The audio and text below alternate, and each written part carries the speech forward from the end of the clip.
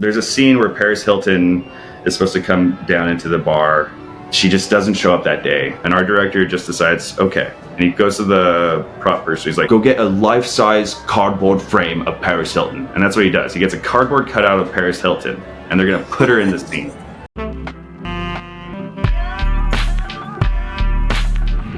Welcome to Shoot the Shit, a podcast that tells the unfiltered tales of filmmakers' craziest production and on-set experiences. Because every shit situation on set makes for a great story after. I'm Taylor, a director and editor. And I'm Kristen, also a director and editor and creative producer here at No Longer Network.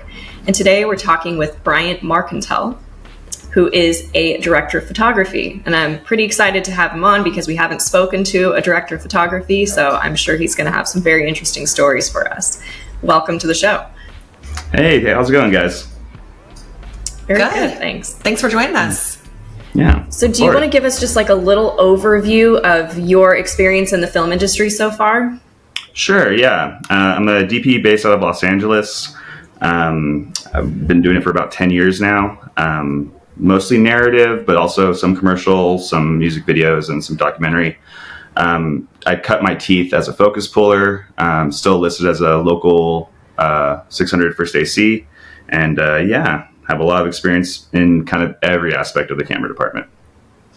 And for those of our listeners that aren't in the film industry, can you give us a brief overview of what a director of photography is and does? Yeah, so, it's really hard to make a movie, obviously, and make a movie seamless. The director of photography kind of works with the director in achieving what is inside the director's head visually and bringing that to the production. So he uses his expertise with lighting, with lensing, with framing, coverage of where you're going to put the camera for a certain shot.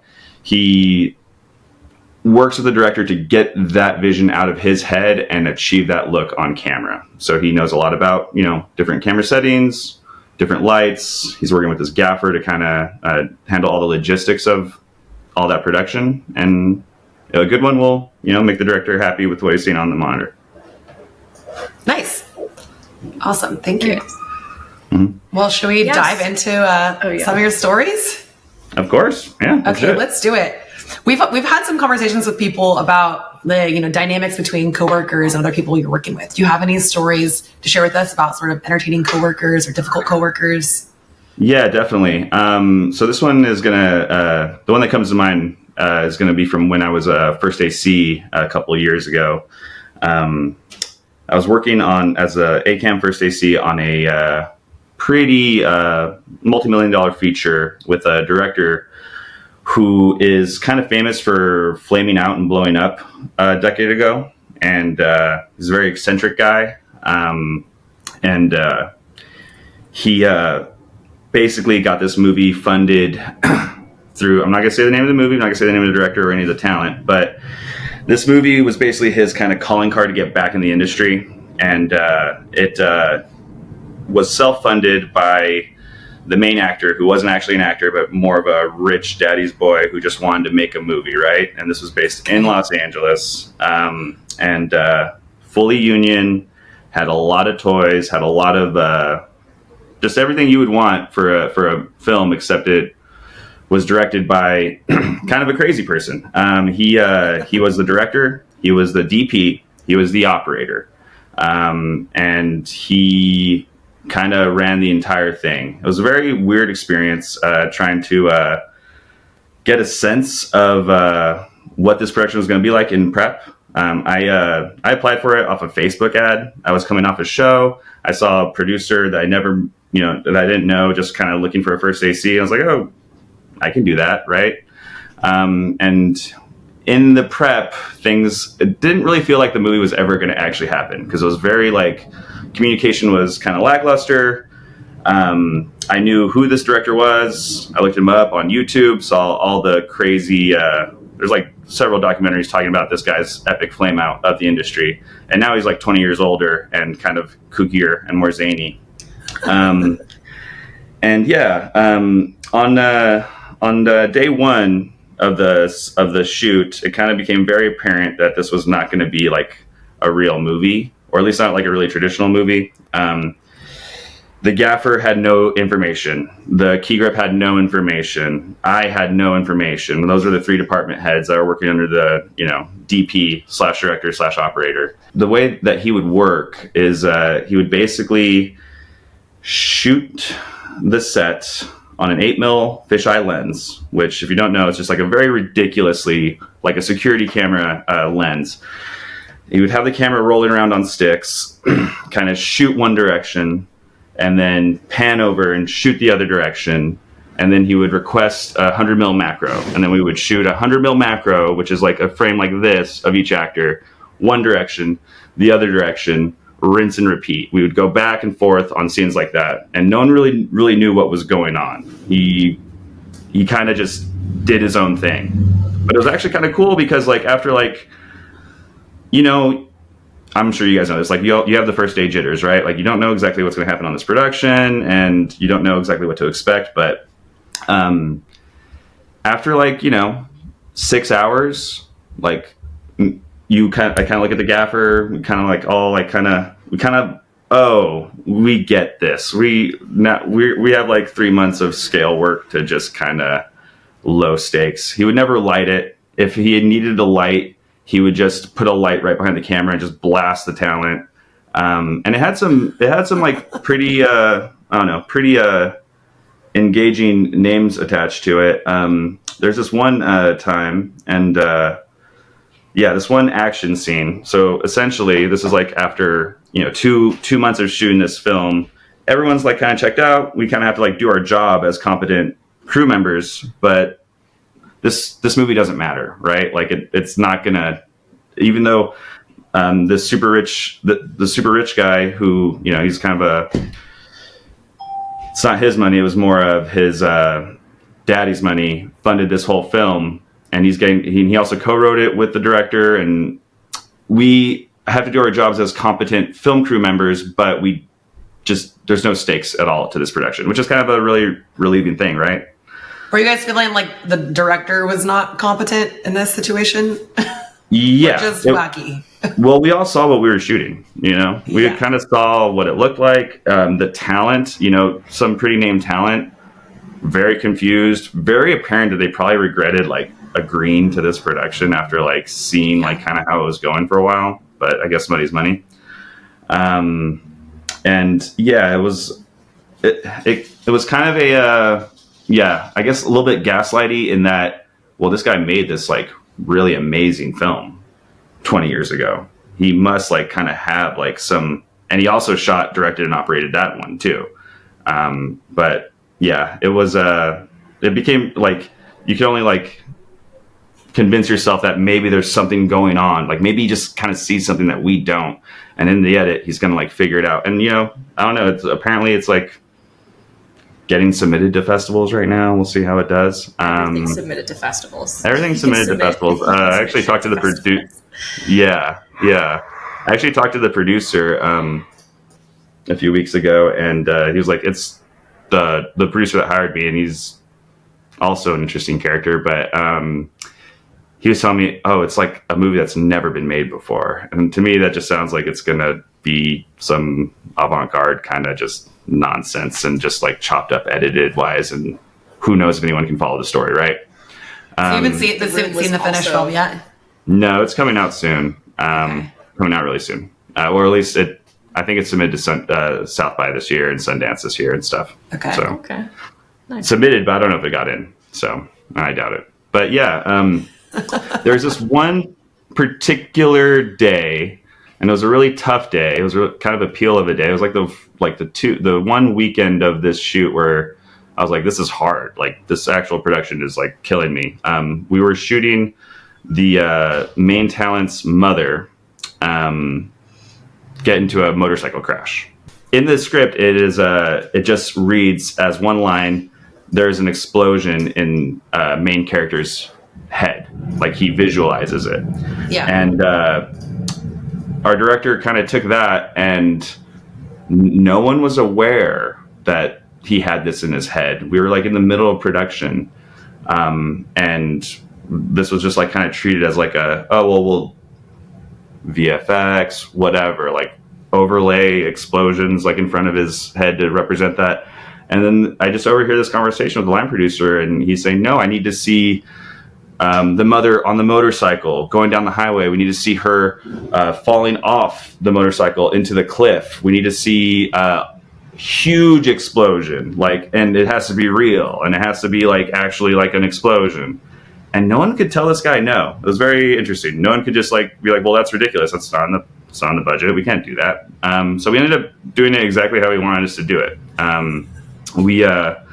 I went on the location scout. I guess there was a lot of talk about shooting it in Vegas. There was a lot of talk about shooting it in New Mexico, and then eventually we just decided to shoot it in the canyons in California, and with a lot of fire safety preparation.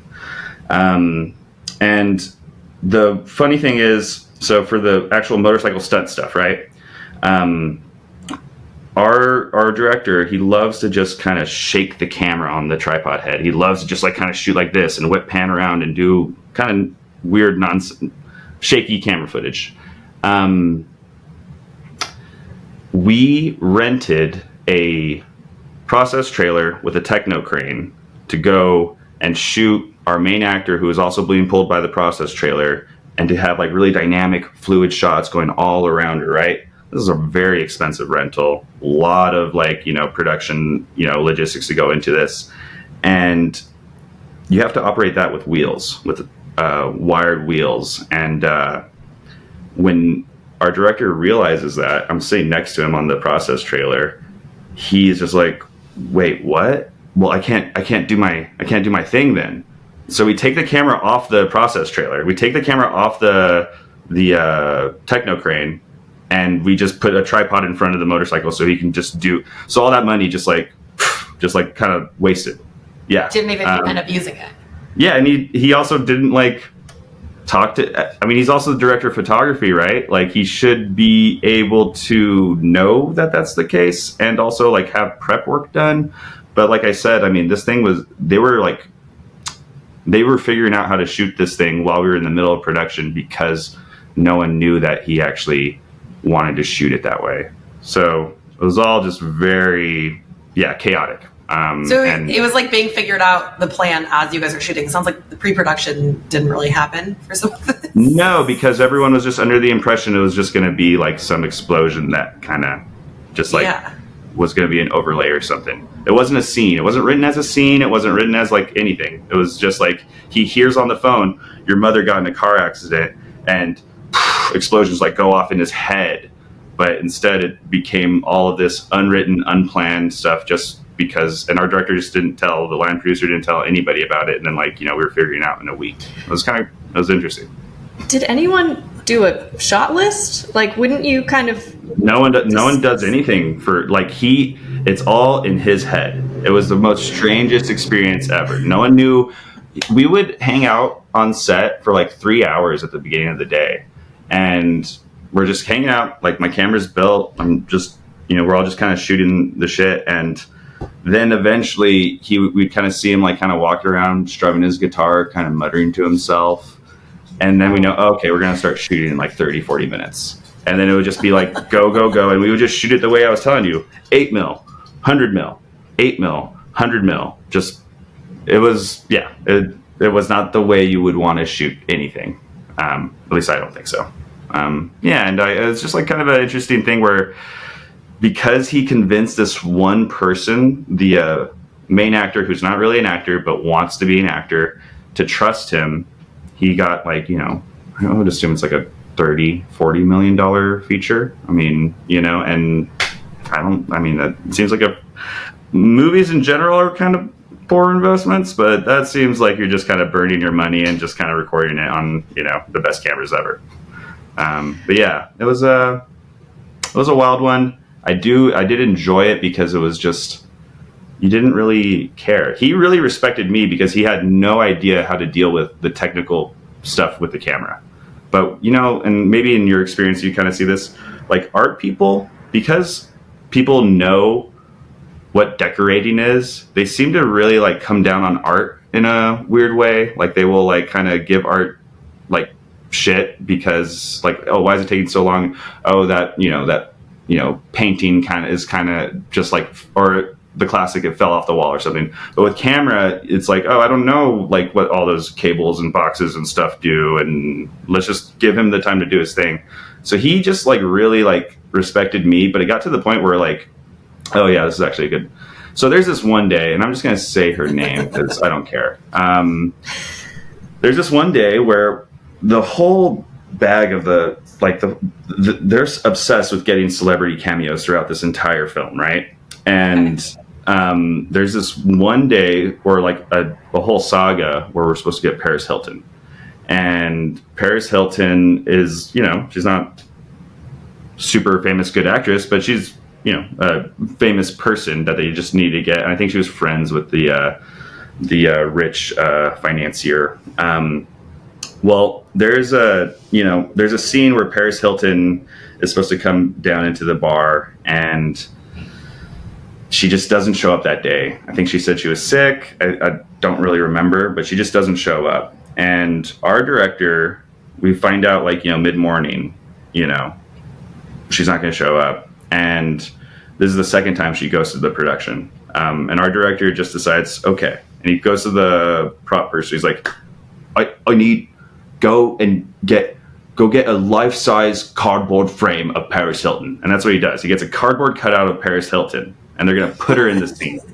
Yeah, that was his solution to the problem. And the guy did it, and it was actually like a 4-foot cutout of Paris Hilton, and he got a lot of shit because it wasn't life-size. But I don't know how you're supposed to do that in a couple of hours. Anyway, yeah. That was his solution to the problem. It was very bizarre. You couldn't help but laugh at it. So is the actor having a conversation with a cardboard cutout in the scene? So what actually ends up happening, this is actually, and it's kind of funny because it kind of lines up with like where we're at in the story. This is like the, Dark Night of the Soul, where our characters like lies kind of get revealed. The fact that he's been like kind of like selling himself as like someone who has all these connections, it gets revealed to his other, the other castmates. And they have a big argument at a bar, and the main character is drunk. The main character, I guess, decided to become a method actor that day. And keep in mind, he's also the guy financing this whole film. He's put like $30 million into this movie. We have all of our talent kind of making fun, shooting with the cardboard cutout, and just being like, haha, this is like funny. And our director is kind of like in on the joke. And our main character, let's just call him Vigo, I guess. So Vigo walks up pretty drunk, and he just boom punches the Paris Hilton cutout, and he thinks it's not funny, and he thinks it's like ridiculous that they're doing all this stuff. And the director and him have a huge blowout, and like the director's calling him a drunk. Vito is just saying this is like absolute like bullshit. What are we even shooting? Like this isn't good. And this is all in front of the crew. This is all in front of all of us. I started recording after that. Like I just like took my phone out and just like started like, oh, maybe I'm gonna get something juicy, but I waited too long. But yeah, it was super awkward, super funny, and it was kind of like it was like the climax of the story, and it was also like the kind of like all the things of this production kind of coming to a head of like, we've been like shooting this for like a month and a half, and it's just like not good. And I'm sure no one's actually editing this. Or maybe he is. Maybe he's finally starting to see the movie he has on his hands.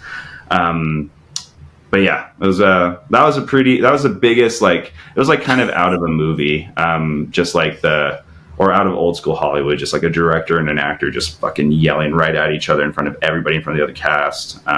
It's very, very fun. And punching a cardboard cutout of Paris Hilton. Of Paris Hilton, yes. Yeah. This is unreal. She did come and show up for a couple days of shooting, and she was really cool. She was like a really cool person, really nice to the crew and stuff, so I will say that. Wow. So she made her way back in. I'm processing that. It's just unbelievable. Yeah, it was a very weird shoot. Definitely the weirdest shoot I've been a part of, for sure. How long was this shoot? Like 2 months. Oh, so like full 2 months, and it sounds like just constant mayhem. Well, it was mostly chill. Like I look back on it fondly because I was like, I'm making good money. getting my healthcare hours, and like I have no stress because like this does not matter. Like like no one's gonna get mad at me if I like forget a piece of gear. I could just like not even mention it, and the director, DP, operator would probably just like forget about it too, you know. So it was like, yeah, it was really kind of nice because it was like, oh, we're gonna hang out. Our director's gonna come and start playing the guitar. Then we're gonna shoot a scene, and then yeah, it was like very unplanned, and I'm sure production was hating their lives, but like as a crew member, just not having stress and just being like, whatever. And like, I mean, he grew on me. The director grew on me because he was just so kooky and just so weird. Yeah, I like him a lot actually, even though he is not good at his job. It's kind of an interesting perspective to take on that. Is just like, oh, well, everything above me is a swirling ball of chaos. But, you know, I'm just going to kick back and do my job and really not stress about it. I feel like it's kind of rare that people take that position in those situations, but it's kind of good that you were able to harness that and use it to your advantage. I mean, yeah. I mean, a lot of people take that attitude with like every production they work on, right? I can never do that. Like, I'm like super like, oh, I need to make sure everyone knows, like, I just need to do my job really well. But for this one, I was like, I was saying exposure for him. Like if and I'm not sure how camera savvy you guys are, but like, you know, it's pretty typical to like want a shallow depth of field, right? Our director DP cam up, he would just close, if it was too bright, he would just close down the iris and be like, okay, cool, we're good. That's like, that never happens on like a real movie, right? And so like it got to the point where I was like, okay, well, I don't know, let's set this white balance. Okay, well, we'll add these like NDs in the camera just so like I know he's gonna end up at like a nice stop. I was just like kind of like, you know, trying to like do my part to like make it look good, but it was also just like whatever, you know, whatever. Trying to mitigate what he's gonna do. Yeah, it just felt like weird to just like watch him just like close down the lens when it was too bright. So sacrilegious, I guess. I don't know. I've had an experience like that working on set with someone who was above me, and I felt like everything they're doing, I'm like, why are we doing that? But you're also like, they're the one making these decisions, so yeah, I'm just trying to go with it, I guess. And it's kind of a weird position to be in. For sure. Yeah. You can only do so much, right? Like you can only, it's their thing, right? Yeah. Yeah. You can try to help and suggest things at times, but also you can't overstep your place at a certain point. Yeah. Right. Yeah. Well, I mean, that's quite a story to start off with. I will say that. But I'd say let's move on to the next story that you brought up, something about horses or nature interfering with a music video. Yeah, this actually happened this year. I was shooting a country music video for a good friend of mine based out of New Mexico. My good friend was directing it, and the artist was based out of New Mexico too. And the whole like premise of the song is just like how much she loves nature, and you know she isn't a city girl, that kind of thing, you know.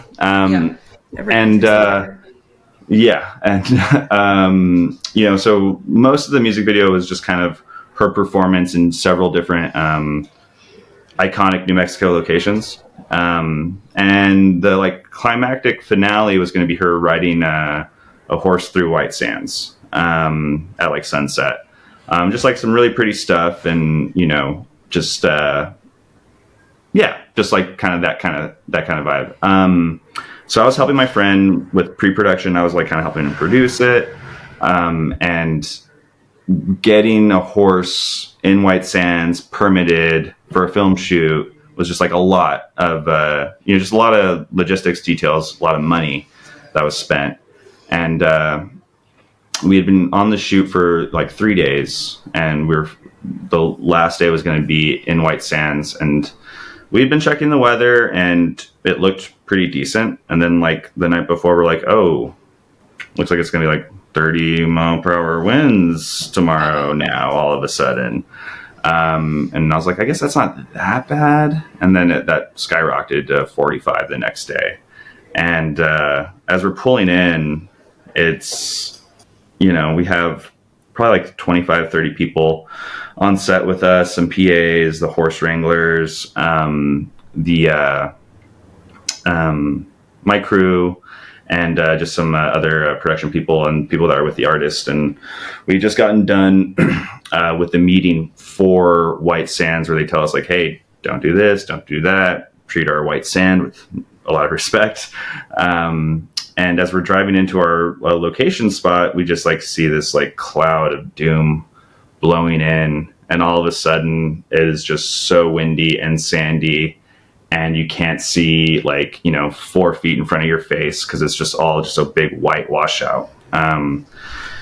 We're just like, me and the director, everyone's just in their car at this point. We're in the parking spot right next to like the dunes that we're going to shoot at, and everyone's just hanging out in their car because it's just absolute chaos. It's painful to kind of open your eyes. It's just not good. And I just remember thinking to myself, like, God, like, of course, because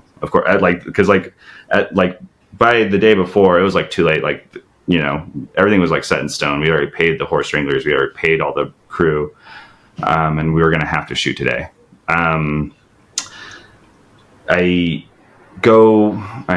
get like my goggles on and like a scarf over my face, and I go to the car where the director's in. We talk about it for a little bit. We're like, okay, let's just wait it out. At first we're thinking, well, it was kind of clear where we were driving up, and we actually can like shoot anywhere in this whole huge national park. And so there was talk for a second, well, let's just go back over there where it's clear. But it's like, no, guys, like it's blowing that way. It's probably going to be worse over there by now. And we kind of sit in the car for like an hour and a half, just like clocks ticking. We're getting like, because this was an afternoon to sunset shoot. Like we weren't there at 6 a.m. At one point we just I start calling the boss of the horse wranglers to let them know, like, to see what coming out tomorrow looks like. He's like, okay, we're going to have to talk to them, see their availability. Me and the director are just like kind of like fully like gloved up and goggled on, just like going from car to car, trying to like communicate to everybody at a little bit at a time, like what do we have to do to like shoot this thing. And this is all my personal gear, so like I'm like not really wanting to take that out into those conditions, right?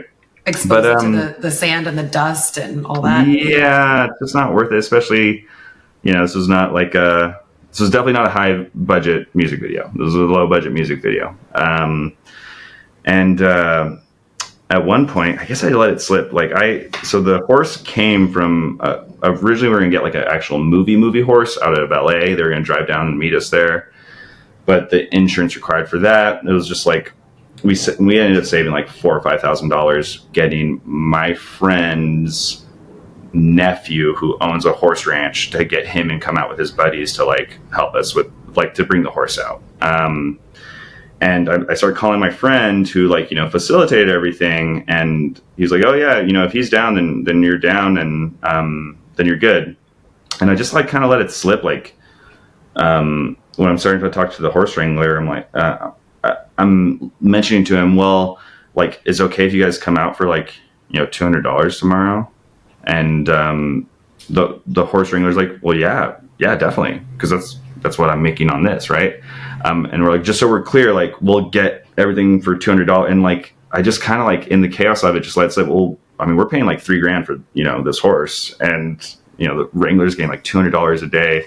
And I was like super awkward. And at that point, the wrangler's like, okay, you need to talk to my boss, and I don't know anything about $3,000 and blah blah blah. And I'm just like, oh fuck, I really fucked that up. When they find out the horse is making more than they are. Yeah, which I mean, I guess for a film set, I guess that makes sense, like. Yeah, the horse is making a lot more money than they were. Yeah. So anyway, after that moment, me and like the director were walking away, and I'm just like, I can't believe I just did that right now.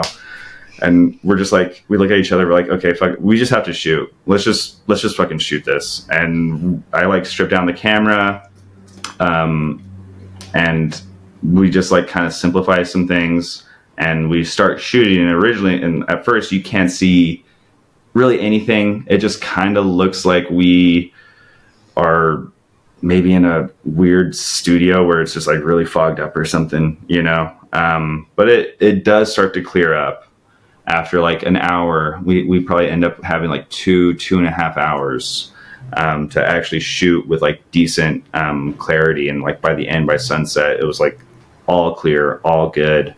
And we're just really glad that we tucked it out and didn't like try to like come back the next day, and you know, because like the actual clouds that we got because of like the sandstorm that just passed, like, you know, when a storm breaks, it's like one of the most beautiful things. Like you have all those dark clouds with the clear sky, and you have like this really nice contrast. And yeah, just like it was like a kind of a mood, because like a lot of people shoot in white sands, but I don't think a lot of people shoot in white sands with like that kind of backdrop that we had in the sky, which is really cool. And I'm definitely glad we stuck it out. And that music video should probably be coming out any day now, so I'll let you know when it does. Yeah, I want to see it. It sounds like the footage came out beautifully, despite the little bit of a stress of not knowing what was going to unfold. Yeah, it was. I just couldn't believe our luck when I was just seeing that storm blow in as we had like 30 people like behind us. All of this work that went in for this one like moment, and just like getting, you know, absolutely effed with the weather. But you know, the weather is the weather, and I guess if there is a lesson learned, pay more attention to it, I guess. I don't know. I mean, you can only prepare so much for situations like that. We've mentioned it so many times on this podcast, is that, you know, Murphy's Law does exist, and if things can go wrong, they will. One of those definitely being weather. So, definitely. Yeah, it's inevitable. It is inevitable. Yeah. It's kind of hilarious just picturing you guys in your goggles and bandanas walking around. I'm so glad I happen to have my ski goggles in the car. I did not like intend to have them, but like, yeah, if I didn't have them, that would have been rough. But yeah, it was a pretty hilarious scene. And just the transporting from like one car to the next, and like they roll down their window and you just like yell at them like, we're going to do it. You know, it's good. Yeah, it was funny. Well, I'm glad it turned out in the end. Happy ending. Yeah. Well, let's move on to another story. You know, we talked in the first one about, you know, some personalities on scene, and I think you mentioned you had a story about some fragile egos that unfolded. Yeah, and I think I'm so far out now that I'm just going to say the names to keep it easier for my brain to process. But yeah, I worked on this is like 2017 actually. Okay. I worked on a show in Iowa. I had the show was called Play by Play. It was like a Go 90 original. I don't know if you guys remember or heard of Go 90, but it was like Verizon's attempt at a streaming service for a second. Okay. Yeah, and they it was non-union. It was in New Mexico. It was in Iowa, and I was flown out from LA. And this was actually the first time I was working with my DP as his A-cam first AC. I had just worked with him as a B-cam first the show before, and my girlfriend actually kind of like forced me onto him for that job. So I just met this DP. This is the second show, and he actually replaced his A-cam first AC with me. And I definitely did not know what I was kind of doing at that point, right? Just because like an A-cam first has a lot more logistics to deal with than like a B-cam first. The B camera team will usually just kind of show up, do their thing, and kind of take their cues from the A camera counterparts who kind of are worried more about the logistics of the show and everything. But so I was like the department head, and just dealing with the ego of my B camera first, who came from Utah. His name was Jason Painter, and he was like, 45 to 50 years old, kind of a larger person, and just kind of very resentful of the film production in general. I think ACs get like a lot of raps of being like, or a rep for kind of being like negative and, really sensitive, and like kind of like puts a lot of demands on productions and stuff. And this is definitely like that kind of situation. The stereotype. Yeah, and he's also just jaded, you know. I think, and I totally get it too. If certain people want to do their job and just do that job and be really good at that job. Like a first AC is a career. You can make a lot of money doing it, and you can, you know, it's fulfilling. You tell most people from your hometown that, you know, you're working on movie sets pulling focus. It's like, that's awesome. For me, that's not what I want to ultimately end up doing, right? That's why I shoot all these low budget projects, even though I could probably be making a lot more money just pulling focus. This painter definitely wasn't happy being a first AC, and he was also 15 years older than me. While I was still like kind of just like bright-eyed and bushy-tailed, just like kind of happy to be on this production, and like, oh my god, they're flying me out and putting me up in a hotel, and this is so cool. He is just like very much jaded about the whole process, and just dealing with his ego. It always felt very awkward to like try to like get him to do something.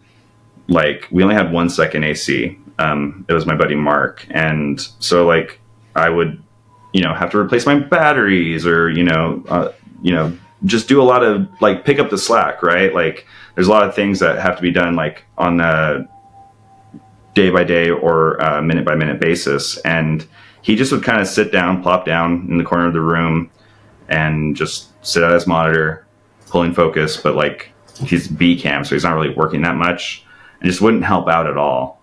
And it kind of got to the point where I kind of have to have that awkward conversation of like, well, you know, can you like get us some batteries? Like, Mark's marking and slating and taking notes and doing all this other stuff, and you're just hanging out by the cart all day. Can you do that for us? And yeah, I'm definitely not like conflict avoidant, but I don't like it. I'll say that. And just kind of being blunt with somebody that's like older than you, doesn't like their job, and doesn't, you just kind of feel bad for them for a while, you know, like it's just awkward to like kind of tell someone that's older than you that you're their boss to do shit. That's not fun. But I kind of got over it eventually. And he also just like didn't make friends with anybody on production. Our costumers and makeup girls like had this big Christmas party. They also had a big like professors party where everyone had to dress up like professors, because like most of us are from LA and we're just out in Des Moines, Iowa, and so we're just hanging out with each other, right? And we're all like, you know, early to late 20s mostly. And, you know, they didn't get invited to any of the parties because they were just kind of like stiff to everybody. They thought they were like better than hair and makeup. They thought they were better than costume. And, yeah, you kind of feel bad, but at the same time, you kind of make your own bed, you know? And if you can't just like get over the fact that you're older and still kind of in this position where you're working with a lot of people that are younger than you, I mean, you have to get over it, or you're just gonna make the situation worse, you know? Yeah, absolutely. Yeah. If you're kind of miserable or to be around, it's just going to make it more miserable for yourself. Yeah. He also kind of fucked me in a couple ways. At one point, you know, I've gotten a lot of work from this gig because I worked really well with the line producer, and because I was like bright-eyed and bushy-tailed, I was like willing to like, oh, you want me to like take the camera into my hotel room every night? That's fine. Where like, you know, and even now I would still do that, right? Because it's like, we're on the same team. Yeah, it probably makes more sense for me to just like, as I get out of like the pass van, to just take this camera, right? I could be like, oh, get a PA to do it, you know, but that's not really my personality type. But like, I got a lot of work from this job since then. Like, he's introduced me to DP Jeff Cutter. Like, the line producer introduced me to the DP Jeff Cutter that I did a movie with last year. And since then, that DP has brought me on to a lot of nice commercials and stuff, you know? So it's kind of good to work with production, even though most camera people, for some reason, don't get that. I don't know. Anyway, Painter, when we were wrapping this show, there was a lot of drama about the gear that we were renting because the production got it from a local kid in Iowa. And this is a local kid that wants to be a DP, I guess, but he got his rich dad, seems to be a theme, but he got his rich dad to like buy him an Alexa Mini, an Alexa XT, which at that time, these were like the premier cameras. Zeiss anamorphics, blah, blah, blah. Basically like probably like $250,000, $300,000 worth of camera gear. And our production rented from that guy, this kid. He was like 22, right? Because of the lenses that we were getting from the kid didn't match the zoom lens that A cam was on, essentially. We had a vintage zoom lens that my camera was mostly shooting on, and B camera was shooting on some spherical primes. Because his glass didn't really match our glass, we were hoping to just kind of like return that camera and that glass and like just get what we needed from another vendor.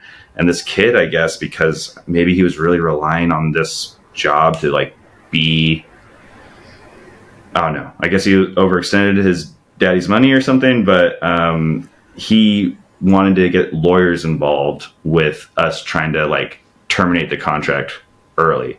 I've never heard of that before. Like, it's like, oh, well, this rental, we're just actually going to return it sooner.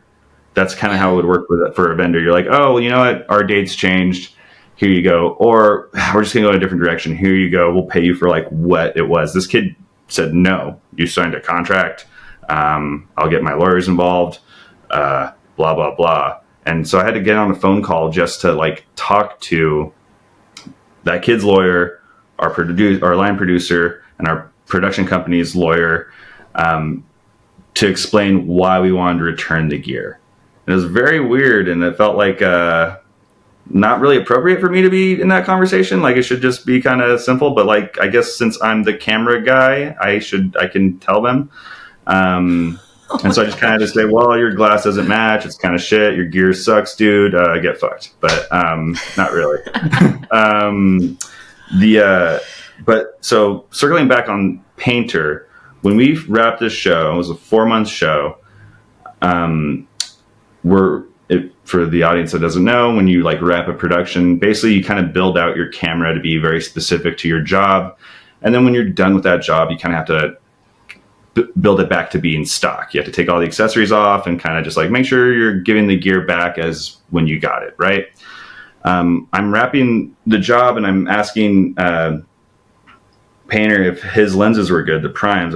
I remember this moment so clearly. I'm like, hey, did you check your lenses? Because I'm like concerned, like, oh, maybe there's a little ping, or you just want to make sure if you see that, you like let them know. You let producers know so that when the gear company says something, it's not a surprise, whatever.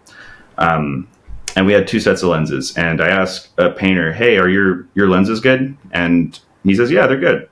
And I make a point to say, well, just to be clear, not just the lenses you're shooting with, but like the original lenses that I've been seeing on the truck, are those good as well? And I think what happened, well, let's just say this. So I made it very clear, are they good? He says, yeah, they're good. I get a text. I'm heading on the plane back to LA. I feel like really good about myself. I'm like, oh, this job went good. My new DP really likes me. This, everything's like looking up Bryant. And I get a text, and I've had a couple drinks at this point, from our line producer, and he shows me a photo of the lens, and the back of the lens has a huge smash in it. It was like a $15,000 lens. Yeah. And I am just like, what the fuck? And then I run out of service as the plane takes off. Oh my God. So you're in the air just like, oh shit. I'm like, what the fuck happened? Yeah. And I'm really mad because I asked him. And then when I texted him, I was like, hey, dude, what is this when I landed? He's like, oh, yeah, I didn't check those. I mean, I thought I just checked the ones that we were shooting on, even though I looked him in the eye and said but not just those, the other ones too. And so I think he might have dropped it at one point and just didn't say shit to anybody. And we just didn't notice because we kind of switched from those lenses pretty quickly. But, it was like a $15,000 mistake. And, yeah, he was just kind of a really shitty person to work with. So, kind of get fucked, Painter, I guess. Yeah. That's kind of crazy. Smash a lens, I feel like you would have to know that you did that. Oh, he definitely did. Okay. I'll say this. It might, because it got so cold in Iowa, I was taking the camera and the zoom lens like built into my room. That's like why I was taking it in my room when I mentioned that earlier. It got so cold, you don't want the lenses to fog up, right? Okay. He did not do that. He just left his stuff on the truck. And I think maybe it's possible it got so cold that like there's maybe just like some kind of separation. But like these lenses are pretty like, they're built like tanks, right? Like there's a reason why they're $15,000. So that's a possibility. But no matter what, he either lied to me and he didn't check the lens, which that doesn't seem that likely, or he knew that it was like that and he was just covering his ass until like I had to deal with it, which is not good. Was he local to Iowa? He was local to Utah. He was. This production company shot a show in Utah the year before, 6 months before, and I remember and my DP shot that show as well, and I remember like my DP did not want that team to come on. He's like okay with the operator, but he did not want the first AC to come on. But like it was already like they'd already offered the job to him and stuff, so no one was happy that he was there. But yeah, he was not local, to answer your question. It seems like, at least in my experience as well, like there's quite a few bad apples in places where there isn't a significant film industry. You know what I mean? Like you can find some really great people that aren't in, the metropolises that are shooting, but then every once in a while you come across like some real stinkers. Yeah, for sure. Yeah. I've like gone through, I've been on a singular set that went through 3 sound guys because like one of them was falling asleep holding the boom. It's just like, it's strange to me because it's like you don't see a lot of production. You think you would really want to put your best foot forward because you probably do half as many pictures as people do in New York or LA or Atlanta. So like why are you dragging ass? It's weird. Yeah, and they also just like have this resentment of like anybody that is LA that comes out, like that's taking a job from their local, crew or whatever. Like true, so I went to film school in New Mexico, southern New Mexico, and there's a lot of production out in Albuquerque nowadays. And I remember when I was like first getting on sets in college, I kind of like got in with the best DP in the area. He would shoot a lot of like regional commercials, like not like your local car salesman ad, but like we had like a hospital group that was there and like, like bigger companies, but they weren't national commercials. I just remember his, like the grips and everybody just kind of like always shitting on LA. And it's like, yeah, I get it. Like, everyone shits on LA, no matter, even outside of the film industry, people just love to hate on this town. But yeah, they're just like very resentful to like, I think maybe just like the fact that there is so much work out here or something. But yeah, there's a weird attitude with some people for sure. Yeah, I've had that experience as well. When I did a shoot in Vegas, I think the age differential was a problem too. Like I was a very young director working with someone in their 50s, and I think he just like didn't want me to be calling shots on stuff. I don't know, but he was so grouchy. Yeah. And it's like, why did you show up then? Yeah. It's interesting. And like, it's like, why are you going to have a bad attitude on set? You spend so much time on set. Like you have to just kind of like, and I deal with this a lot with my, a lot of my camera team too. Like on another show, like, breakfast is a thing, that is a courtesy. Like it's not like absolutely mandated that you get fed breakfast, but it's nice because, and it's kind of should be like,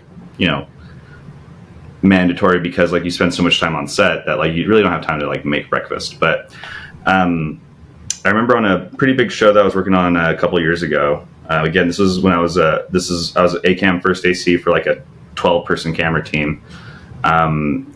We had really nice breakfast every morning, and our nice juices, just kind of everything you wanted. And they were like breakfast would be open for like an hour before call and an hour after call, and they would do last call for breakfast, blah blah blah. And there was a day where we had a split unit where we had 2 different units shooting on the stage, with 2 different directors, 2 DPs, 4 camera teams. And the first unit was called an hour before, and the second unit was called, an hour after. And I was part of the second unit with the main DP. And breakfast was only offered for 30 minutes past call that day. And it said it on the call sheet too.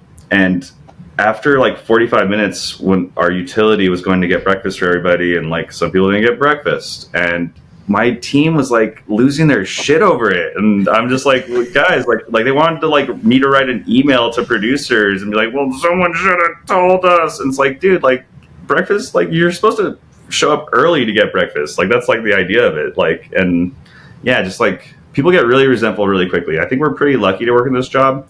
There's a lot of things that could be a lot better, but I don't know. Just have a good attitude.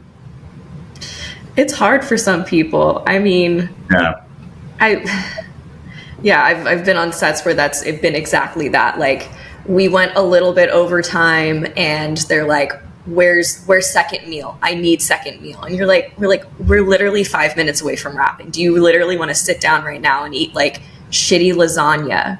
Like, yeah. Or do you just want to go home? Like, are you really going to hold our feet to the fire because of this like one penalty? It's so strange. Yeah.